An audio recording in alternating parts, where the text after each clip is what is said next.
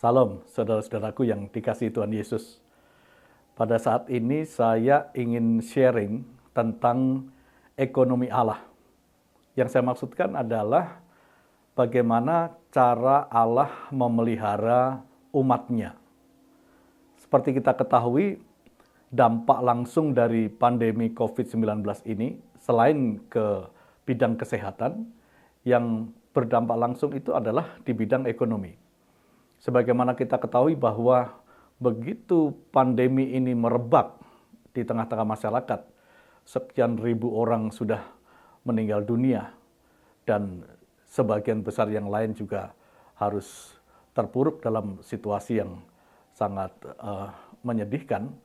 Tetapi selain itu juga dampak lebih luas itu terjadi, dampak sosialnya, dan yang paling terasa adalah dampak ekonomi, di mana perekonomian menjadi lumpuh dan banyak orang kehilangan pekerjaan, mereka harus stay at home, dan banyak orang mengalami kesulitan ekonomi tentang hal itu. Termasuk di dalamnya dampak itu juga terpapar kepada kehidupan gereja. Sebagian gereja telah mengeluhkan bahwa pemasukan gereja menjadi terpengaruh dan berkurang. Dan tentu saja ini punya dampak-dampak yang lain, lanjutan dari dampak ekonomi ini.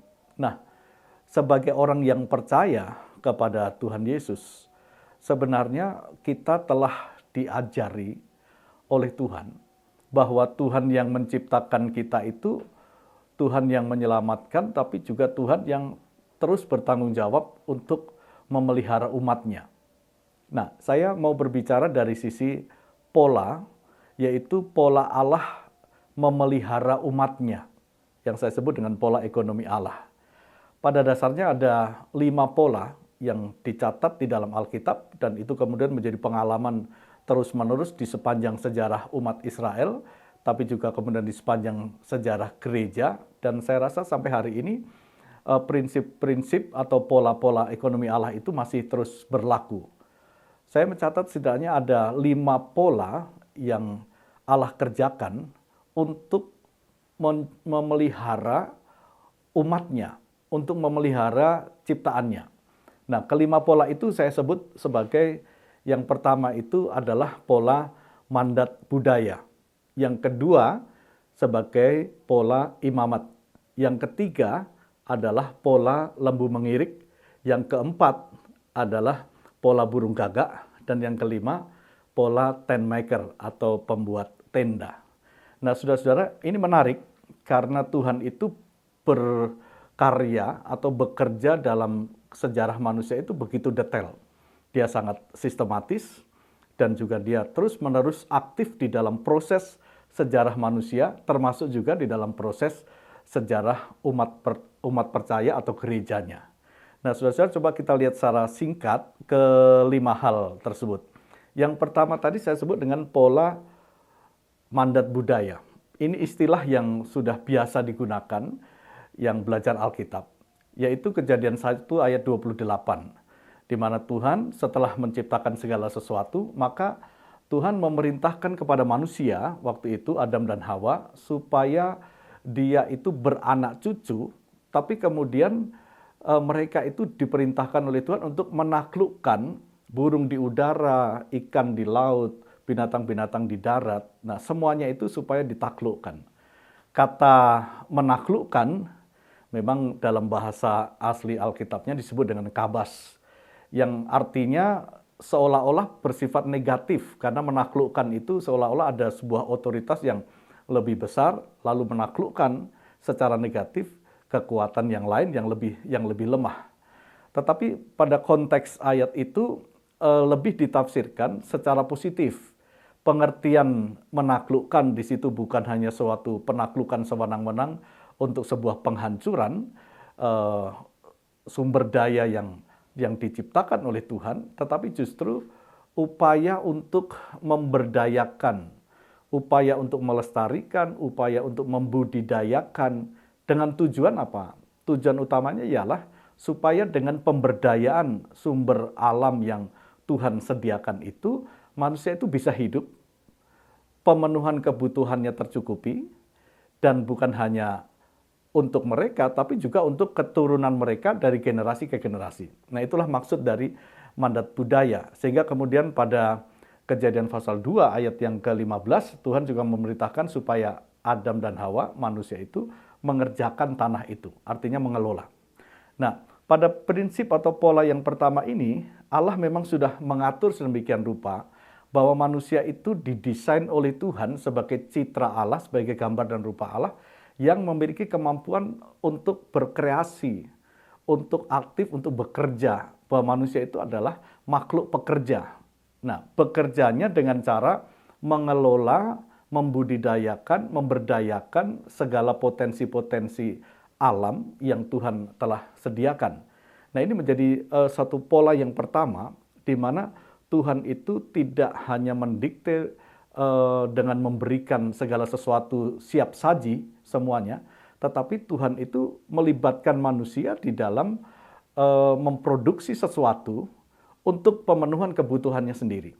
Nah, jadi prinsip yang pertama ini adalah manusia itu diperintahkan oleh Tuhan supaya berkreativitas, mengelola apa yang ada dengan bekerja keras tentu saja. Nah, ini menjadi pola yang pertama. Nah, lalu pola yang kedua, ketika umat Israel sudah menjadi sebuah bangsa yang lebih besar jumlah populasinya, maka dari 12 suku itu Tuhan mengatur sebuah pola yang saya sebut dengan pola imamat. Ada 12 suku, dan ketika mereka memasuki tanah Kanaan, 11 suku mendapatkan tanah, dan mereka harus mengelola tanah itu supaya mereka bisa menghasilkan sesuatu dari hasil tanahnya, dari pertaniannya, dari peternakannya. Tetapi ada satu suku yang memang dikhususkan oleh Tuhan untuk mengelola kemah suci, mengelola peribadatan-peribadatan, mengelola seremonial, dan peraturan-peraturan yang terkait dengan itu, yaitu suku Lewi. Nah, suku Lewi ini tidak mendapatkan tanah. Oleh karena itu, bagaimana Tuhan mengatur supaya mereka juga tetap bisa mendapatkan penghidupan, maka dari 11 suku itulah mereka memberikan persepuluhannya masing-masing kepada suku Lewi. Nah, ini saya sebut dengan prinsip atau pola imamat. Bagaimana dengan kita saat ini? Saya pikir ini adalah sebuah komunitas Kristen, komunitas bersama, di mana Allah itu menggunakan prinsip imamat itu untuk memenuhi kebutuhan keseluruhannya. Jadi komunitas itu saling care, saling melengkapi, saling memberikan perhatian supaya kebutuhan-kebutuhan dasar dari bagian atau anggota komunitas itu dapat terpenuhi. Nah, kalau di sebuah gereja tentu saja kebutuhan gereja itu. Maka gereja ada juga pelayanan-pelayanan yang bersifat diakonis dan sebagainya. Itu adalah suatu bentuk tata kelola ekonomi yang memperhatikan prinsip-prinsip keadilan, yang lebih memberikan kepada yang kurang. Dan itu diatur sedemikian rupa supaya semua bagian dari komunitas itu mempunyai kecukupan yang diperlukan dalam kehidupannya. Nah, itu yang kedua. Yang ketiga, saya sebut dengan pola lembu mengirik. Dalam konteks perjanjian lama itu ada proses ketika seseorang ingin memeras anggur atau memeras gandum, itu biasanya mereka menggunakan lembu, 1 ekor atau 2 ekor, yang digunakan untuk melakukan proses pemerasan itu. Ya, pemerasan. Nah, alat pemerasan itu ada di tengah, kemudian ada alat yang menghubungkan kayu, biasanya kayu menghubungkan ke lembu itu. Kemudian lembu itu berjalan berkeliling, ya, sehingga kayu itu berputar. Nah, sementara lembu itu berputar, maka alat pemeras yang ada di tengah itu bekerja, sehingga anggurnya itu bisa diperas atau gandumnya itu bisa diirik. Nah, itu namanya pengirikan. Nah, prinsip yang dimaksudkan di sini adalah ketika lembu itu bekerja mengelilingi alat pemerasan itu, lembu itu jangan mulutnya diberangus. Maksudnya diberangus, ditutup. Tidak boleh. Ketika lembu itu bekerja, berangusnya harus dibuka. Supaya apa? Supaya ketika lembu itu bekerja, dia juga bisa makan rumput-rumput yang ada di sekitarnya. Jadi dia sedang mengerjakan tugas utamanya, tapi dia juga mendapatkan mendapatkan berkat, mendapatkan pemenuhan kebutuhan dari yang ada di sekitarnya. Jadi kalau boleh saya katakan, kita punya tugas utama. Dari tugas utama itu kita mendapatkan sesuatu, mendapatkan penghasilan, katakan. Tetapi di samping tugas utamanya itu, seseorang bisa mendapatkan penghasilan-penghasilan di luar hasil utamanya itu melalui bekerja di habitatnya. Jadi jangan biarkan ya lembu yang sedang bekerja itu mulutnya diberangus, itu harus dibuka. Jadi ini prinsip tentang lembu mengirik. Jadi orang yang dipelihara Tuhan ketika dia mengerjakan tugas utamanya, dari tugas itu dia mendapatkan upahnya, tapi juga dia mendapatkan penghasilan dari apa yang ada di sekitarnya. Nah, contoh-contohnya pada masa kini tentu banyak sekali. Kalau dia seorang gembala jemaat, ya gembala jemaat mendapatkan upah dalam tanda petik ya, upah atau mendapatkan tunjangan atau apapun namanya dari tugas utamanya yang rutin dia terima. Tetapi di samping itu tentu saja juga ada momen-momen ya atau peristiwa-peristiwa di mana akhirnya hamba Tuhan itu gembala-gembala atau siapapun itu mendapatkan juga penghasilan dari apa yang ada di sekitarnya dengan berbagai macam cara. Nah, ini prinsip lembu mengirik. Nah, yang keempat sekarang adalah prinsip burung gagak. Nah, burung gagak itu sudah dikenal secara umum.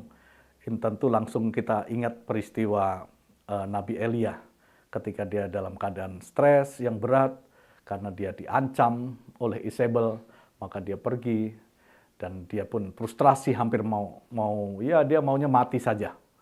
Tapi kemudian ketika dalam keadaan seperti itu, dia tertidur dan lalu Tuhan melayani kebutuhan jasmaninya dengan memberikan air kendi, kemudian burung gagak itu datang dengan memberikan daging. Nah, ini menjadi satu prinsip. Nah, saya sebut saja ini prinsip burung gagak. Jadi prinsip burung gagak ini adalah sebuah prinsip intervensi Allah langsung ya kepada orang yang sedang dalam keadaan yang darurat, emergensi. Mungkin dia dalam keadaan yang kritis, dia tidak tahu lagi mau berbuat apa, dia sedang dalam satu keadaan yang sungguh-sungguh betul-betul sulit dan dia tidak bisa mengharapkan siapa-siapa lagi dan dia hanya berharap kepada Tuhan. Dan dalam kondisi seperti inilah burung gagak itu Tuhan kirimkan.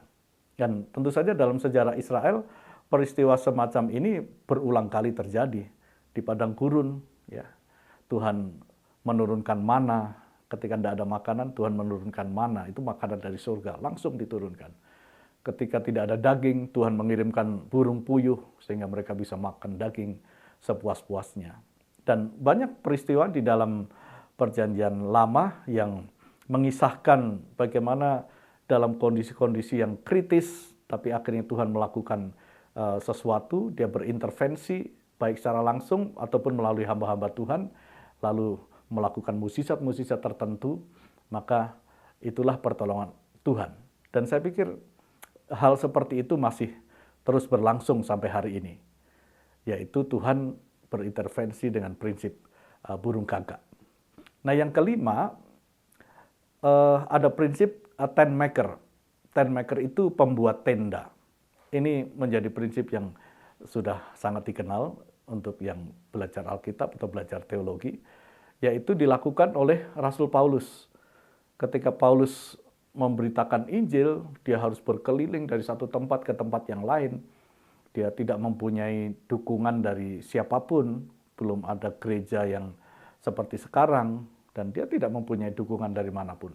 Sehingga untuk melaksanakan tanggung jawab pelayanannya itu, dia harus juga menghidupi dirinya sendiri dan menghidupi pelayanannya, karena perjalanan-perjalanannya yang sangat jauh itu juga memerlukan dana, tentu saja memerlukan biaya, harus diperlukan untuk ini dan itu selain daripada mencukupkan makan minum untuk dirinya sendiri. Nah, Paulus mempunyai keahlian membuat tenda, sehingga itulah yang dia kerjakan. Dia berkreativitas, dia membuat tenda, lalu tendanya itu kalau sudah jadi dia jual. Nah, hasil penjualan itu dia pakai untuk mencukupi kebutuhannya sehari-hari, tapi juga kebutuhan pelayanannya. Saya pikir prinsip seperti itu masih berlangsung sampai hari ini. Meskipun ada banyak pertanyaan yang harus diajukan juga supaya lebih berhati-hati di dalam menerapkannya, karena jangan sampai ini menjadi memunculkan masalah yang baru dengan pelayanan, dengan melakukan tent maker. Itu motifnya mesti diuji terlebih dahulu bahwa memang ini bukan untuk motif keserakahan, bukan untuk motif memperkaya diri sendiri, bukan untuk membangun satu kerajaan bagi pelayanannya sendiri, tidak. Tapi memang betul-betul untuk memenuhi kebutuhan dasarnya dan memenuhi kebutuhan pelayanannya, bukan untuk maksud memperkaya diri sendiri, tidak. Nah, saya pikir dengan 5 pola yang Tuhan kerjakan dari sejak penciptaan sampai dengan hari ini, 5 pola itu masih terus berlangsung. Bahwa Tuhan itu memerintahkan manusia memang untuk bekerja dengan mandat budaya, yaitu memberdayakan dan membudidayakan segala potensi-potensi alam yang Tuhan memang sediakan untuk manusia, untuk menghidupi manusia. Lalu Tuhan juga mengatur kehidupan komunitas dalam prinsip atau pola imamat, supaya manusia itu juga di dalam komunitas saling share, sehingga tidak ada yang berkekurangan di dalam komunitas itu. Baru yang ketiga itu Tuhan bagaimana supaya tidak memberangus lembu yang sedang bekerja. Jadi dia mengerjakan tugas utamanya, tapi dia juga dibiarkan mendapatkan income, mendapatkan hasil dari apa yang ada di sekitarnya. Jadi jangan diberangus mulut lembu itu. Ya. Kemudian prinsip berikutnya adalah prinsip burung gagak. Ya, burung gagak dalam keadaan tertentu, dalam keadaan yang sangat kritis dalam kehidupan orang percaya, Tuhan intervensi dengan caranya sendiri. Nah, burung gagak ini tidak bisa dicari, saudara-saudara ya. Itu cara Tuhan sendiri. Jadi jangan coba-coba saya mau cari burung gagak. Enggak. Burung gagak itu datang atas perintah Tuhan sendiri dengan caranya sendiri. Dan kita tidak tahu caranya itu bagaimana. Burung gagaknya itu dalam bentuk apa, kita tidak pernah tahu. Saya pikir kesaksian dari banyak orang percaya, hamba-hamba Tuhan, itu sangat banyak tentang hal itu.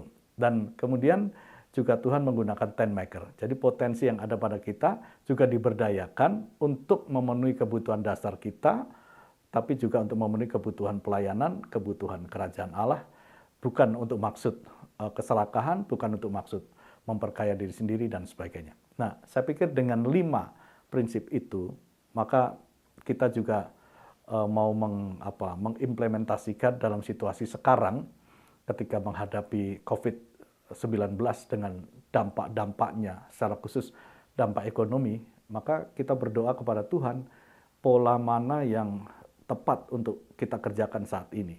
Sehingga kita tidak berpangku tangan, pada satu sisi kita tetap beriman kepada Tuhan, berdoa dengan sungguh-sungguh, tapi juga berkreativitas dengan melihat situasi-situasi yang ada, dan kreativitas-kreativitas yang tidak bertentangan dengan kehendak Tuhan, pastilah akan dipakai oleh Tuhan untuk membuat kita tetap eksis di tengah krisis, karena Tuhan tetap memelihara. Firman Tuhan itu katakan, Tuhan tidak pernah membiarkan dan Tuhan tidak pernah meninggalkan.